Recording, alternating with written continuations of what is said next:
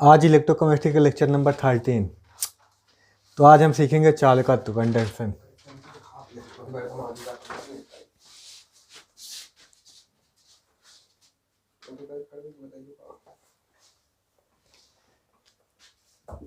तो तुमने पढ़ा होगा पहले चालकता क्या होती है ना। जिनमें चालकता गुण पाया जाएगा वही वो गुण क्या कहलाएगा, चालकत्व कहलाएगा। जैसे जिनमें चुंबक होते हैं, चुंबक में चुंबकत्व गुण पाया जाता है ना। तो चालकत्व क्या है? हाँ, जिनमें चालकता गुण पाया जाता है वही क्या है, चालकत्व। ठीक। अब चालकता किस चीज़ की चालकता? तो सीधी सी बात, इलेक्ट्रिसिटी की चालकता है ना। जिनसे इलेक्ट्रिसिटी पास हो सकती है वो सभी क्या है, वो सभी चालकत्व है। ठीक, बात समझ में आ रही? यानी कि किसी चालक में आसानी से विद्युत धारा का प्रवाह हो सकता है, जिनमें है ना आसानी से इलेक्ट्रिसिटी का फ्लो हो सकता है, वो सभी क्या है, ये बस यही गुण, उनकी यही प्रॉपर्टी क्या कहलाएगी, चालकत्व कहलाएगी। ठीक ठीक। यह प्रतिरोध क्या होती है, व्युत्क्रम के बराबर होती है। व्युत्क्रम मतलब जस्ट प्रतिरोध का उल्टा। प्रतिरोध मतलब रेजिस्टेंस। रेजिस्टेंस का बोलते हैं आर। इसका उल्टा ही क्या होता है, इसका व्युत्क्रम ही क्या होता है, आर का व्युत्क्रम क्या हो जाएगा, 1/r। ये क्या होता, इसे डिनोट जी से भी कर सकते, कुछ बुक में, कुछ में सी से। तो सी जो होगा वो जस्ट 1/r के इक्वल होगा। ठीक, फिर जी इक्वल टू सी बोल लो, या फिर इसको 1/r के इक्वल कह लो। सी क्या है, सी जी जो है चालकत्व तो है, और क्या है, ये प्रतिरोध है, रेजिस्टेंस। किसका प्रतिरोध, चालकतार का प्रतिरोध है ना। ठीक। अब आर कहाँ से आता है, अब क्लास 10 में पढ़े थे तुम ना। अब यहाँ पर जो जितनी बातें हैं सेल के लिए, किसके लिए, सेल के लिए।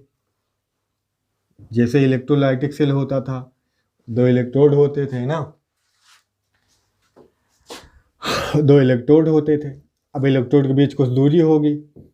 अब जैसे वहाँ पे ये रिलेशन पढ़े थे ना तुम, जो प्रतिरोध होता है वो इलेक्ट्रिक वायर की लेंथ जो होती है उसके समानुपाती होता है। जो ये होता है इसके, उसके अनुप्रस्थ के, उसके एरिया के व्युत्क्रमानुपाती होता है। ठीक।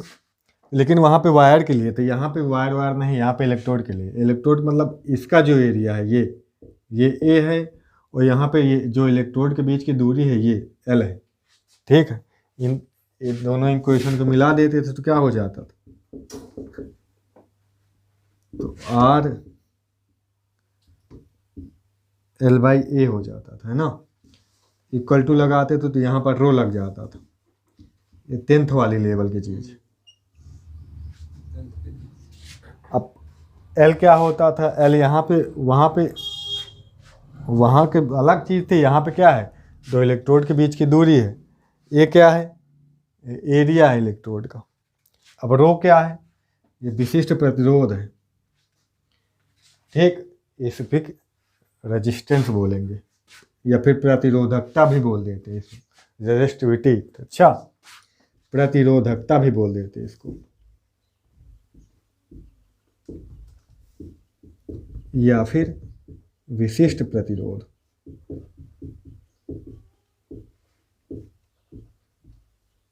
ठीक, विशिष्ट प्रतिरोध। क्लियर है। अब रो इक्वल टू निकालना चाहे तो रो इक्वल टू क्या हो जाएगा, रो इक्वल टू क्या हो जाएगा प्यारे, आर इंटू में ए अपान में एल, ये बन जाएगा रो इक्वल टू। ठीक, क्लियर है। अब इन दोनों की यूनिट देख लेते हैं। सी की यूनिट क्या होगी, अब आर की यूनिट तो हमें मालूम है, इसकी क्या होती है, ओम। ओम को ओमेगा ऐसे दिखाते हैं। अब इसे ले जाएंगे ऊपर तो ओम इनवर्स हो जाएगा। इसे हम महो भी बोलते हैं, क्या, महो। ओम इनवर्स को महो भी बोलते हैं, इसे सीमन भी बोलते हैं, या सीमन। सीमन को सिर्फ एस से डिनोट करेंगे और ज़्यादातर यही मोस्टली यही यूज होगा। अच्छा ठीक।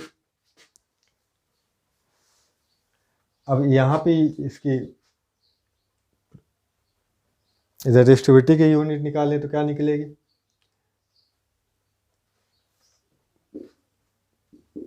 रो इक्वल टू क्या है, आर का ओम हो जाएगा, ए का क्या हो जाएगा। अब यहाँ पे बहुत बड़े सेल तो होते नहीं, तो यहाँ पे सेंटीमीटर में लेंगे, कुछ भी हो सकती हैं, मीटर ले सके, लेकिन मीटर में लेना नहीं लिया जाता, सेंटीमीटर में, क्योंकि सेल छोटे छोटे होते हैं, बड़े बड़े तो होते नहीं, तो सेंटीमीटर में लेंगे। अच्छा, नहीं तो वहाँ पे वायर के लिए वहाँ तो मीटर में लेते थे। अब यहाँ पे सेंटीमीटर स्क्वायर हो जाएगा इसका, और ये क्या हो जाएगा, सेंटीमीटर सेंटीमीटर 1 सेंटीमीटर कट जाएगा, तो ये ओम सेंटीमीटर बनेगा। क्या बनेगा, ओम सेंटीमीटर। ये किसकी यूनिट है, इसकी प्रतिरोधकता की यूनिट है। ठीक ठीक, समझ आई बात? इतनी चीज़ है। अगर ये इसकी एसआई यूनिट होगी। अच्छा, अगर सेंटीमीटर में, कुछ बुक में मीटर भी दिया रहता है, ऐसा नहीं है, लेकिन मीटर में देना एक तरह से बेमतलब बात है ना। यहाँ पे मीटर में उतने बड़े बड़े सेल नहीं होते मीटर भर का। इतनी चीज़ है। इसके आगे और देखते हैं हम। तो भाई कुछ नहीं बताया, हमने चालकत्व बताया। चालकत्व क्या होता है, प्रतिरोधकता होता है, व्युत्क्रमण के इक्वल होता है ना, बस इतना बताया। इसकी यूनिट निकाली, आर की यूनिट क्या होती है, ओम। ओम इनवर्स होगा, ओम इनवर्स को महो भी बोलते हैं, या इसे सीमेन भी बोलते हैं। फिर क्या होती है, ये वाला रिलेशन 10th में पढ़े थे तुम, ठीक है? नहीं पढ़े तो फिर आज जाके पढ़ लेना 10th वाली बुक खोल के। आर क्या होता था, एल के समानुपाती, दोनों को मिला दिए, दोनों इक्वेशन को, ये बन जाएगा। इक्वल टू लगाएंगे तो रो आता है, ठीक है? ये पी नहीं है, रो है। अच्छा, रो क्या है, रेजिस्टिविटी है, ठीक। आर क्या है, रेजिस्टेंस है। एल क्या है, दो इलेक्ट्रोड के बीच की लेंथ है। ए क्या है, एरिया है किसका, इलेक्ट्रोड का। आगे क्या बचता है,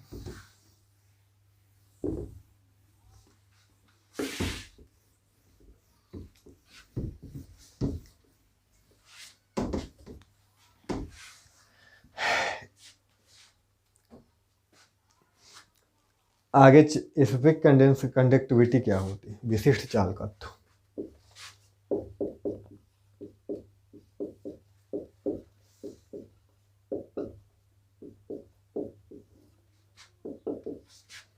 विशिष्ट चालकत्व, अब कुछ बुक में इसे अलग अलग से डिनोट करते हैं। अच्छा, यहाँ पे फिलहाल ये क्या होगा, कप्पा। अब ये के जैसा नहीं है, के जैसा दिखता है लेकिन के नहीं है। जैसे ये पी जैसा दिखता था लेकिन पी नहीं होता था, इसे रो बोलते थे, ठीक। इसी तरह ये के जो होता है, ये के जैसा नहीं, ये छोटा होता है। एक के तो ऐसे बनाएंगे, तो इसको कैसे बनाते हैं, ये छोटा रखते हैं और ये ऐसे कर देते हैं, ठीक। इसे क्या बोलते हैं, कप्पा बोलते हैं। हिंदी इंग्लिश सब वही है, कप्पा कप्पा ही है, ठीक। कप्पा, ठीक।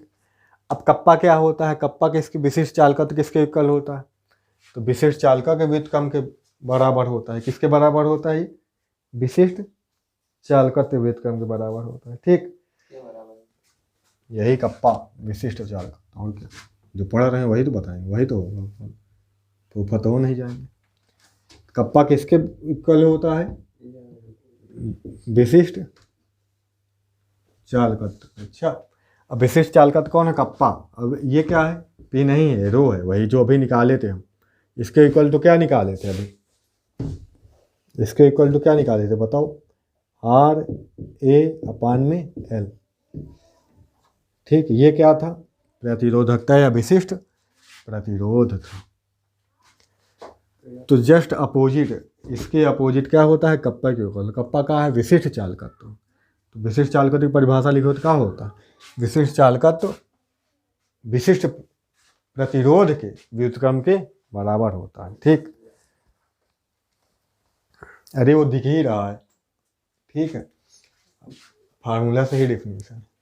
अब यहाँ पे जो रो इक्वल टू होता है वो रख देंगे, क्या बनेगा, अब यहाँ पे क्या बनेगा बताओ, ये जस्ट अपोजिट में चले जाएगा अपान में, ये आर ए अपान में एल, ठीक, क्लियर है,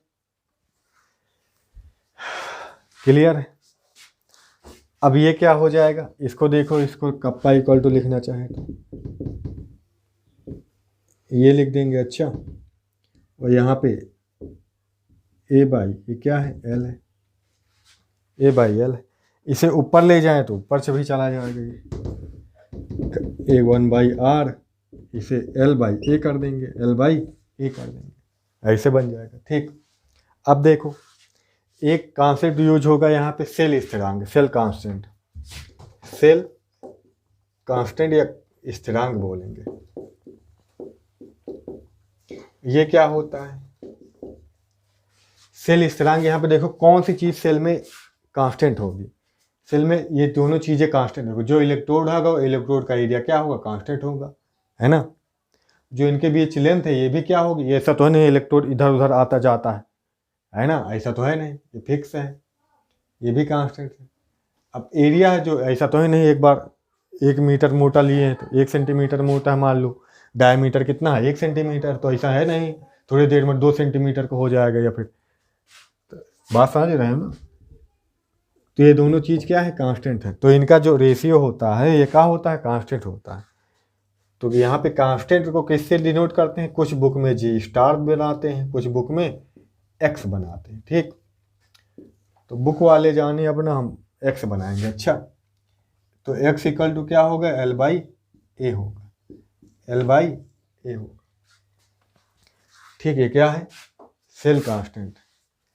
तो कप्पा इक्वल टू क्या बन जाएगा, अभी हम 1/r सीखे थे, अभी हम सीखे थे जी इक्वल टू क्या सीखे थे, 1/r, जी या फिर सी, है ना, अभी सीखे थे। ये क्या होती थी, चालकत्व होता था, क्या होता, चालकत्व होता था, तो बस रख देंगे।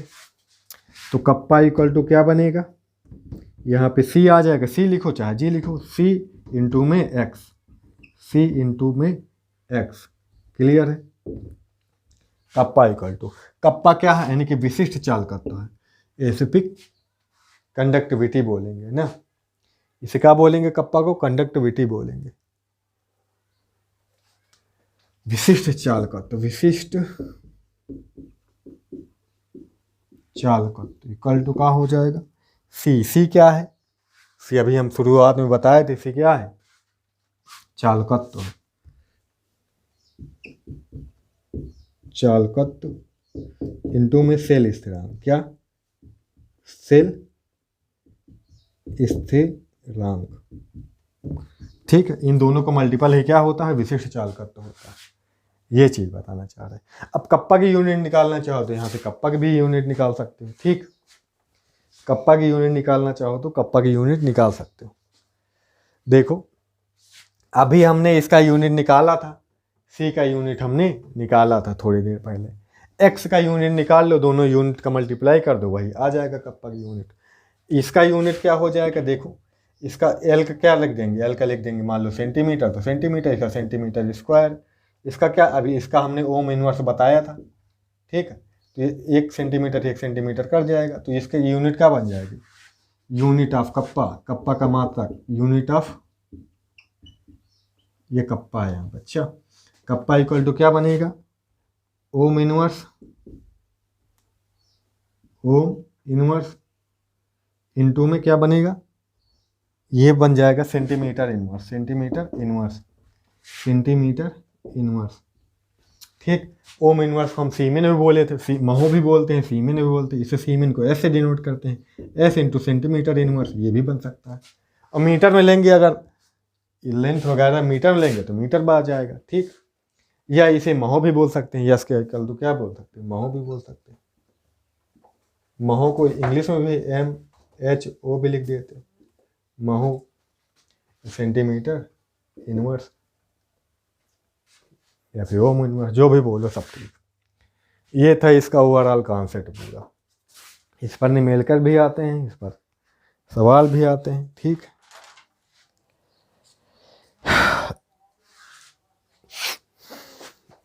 बहुत सारे मेटल के लिए, बहुत सारी चीज़ों के लिए सीमेन इनवर्स चालकता का वैल्यू फिक्स भी होती है। अच्छा, ठीक, हालांकि उससे देना लेना नहीं।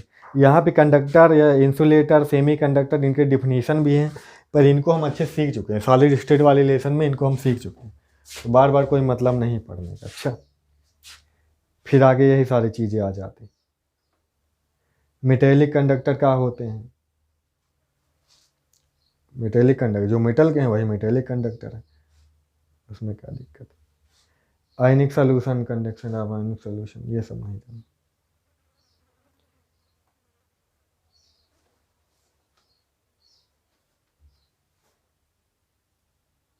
हाँ, विशिष्ट चालकत्व या चालकता, इसकी डिफिनीशन देख लेते हैं। ठीक,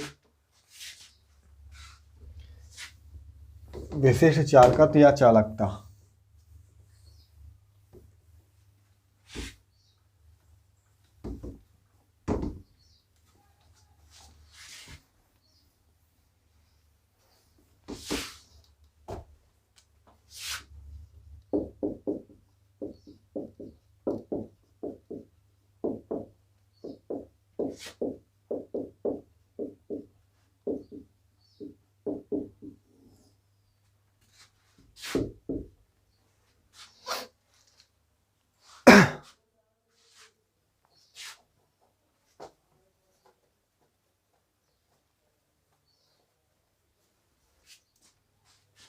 देखो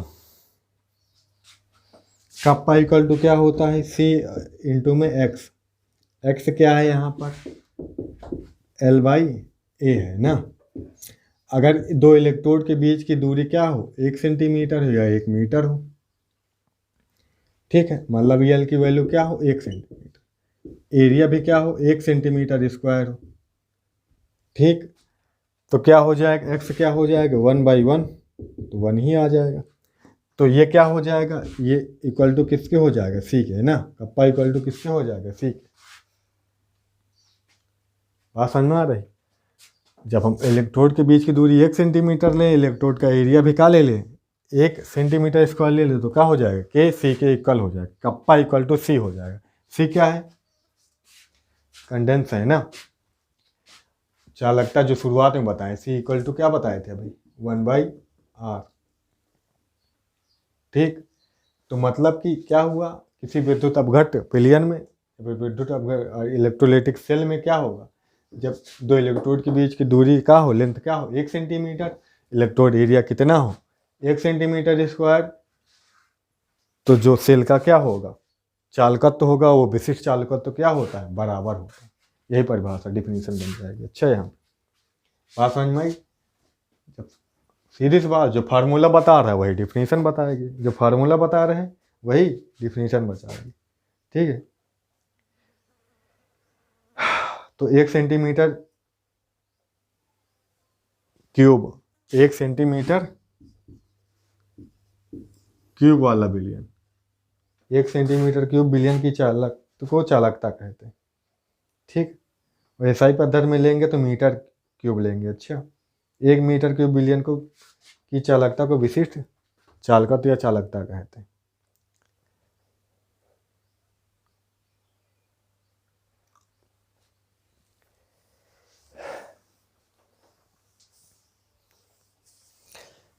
ठीक, मैं सीधा सबसे आसान सरल शब्दों में लिखोगे तो बस यही लिखोगे, किसी इलेक्ट्रोलाइटिक सेल में क्या हो, तो इलेक्ट्रोड के बीच की लेंथ क्या हो, 1 सेंटीमीटर, उसका एरिया 1 सेंटीमीटर स्क्वायर हो, या मीटर लेंगे तो मीटर में, हालांकि एसआई में तो मीटर ही लेते हैं। अच्छा, तो उसके जो चालकत्व होगा वो विशिष्ट चालकत्व या चालकता के क्या होगा, बराबर होता।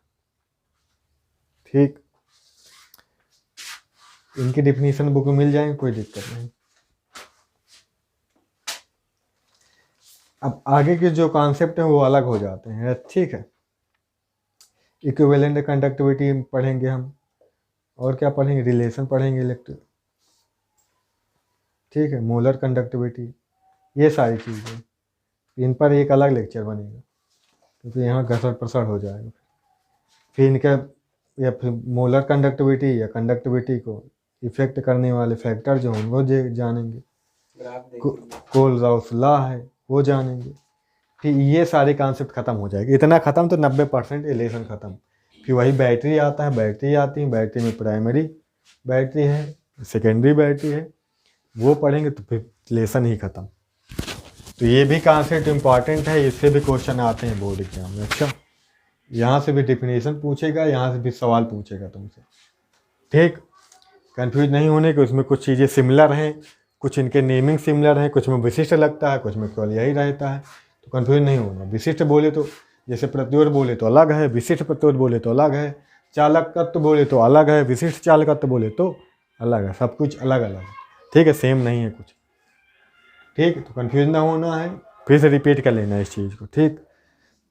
चलो ठीक।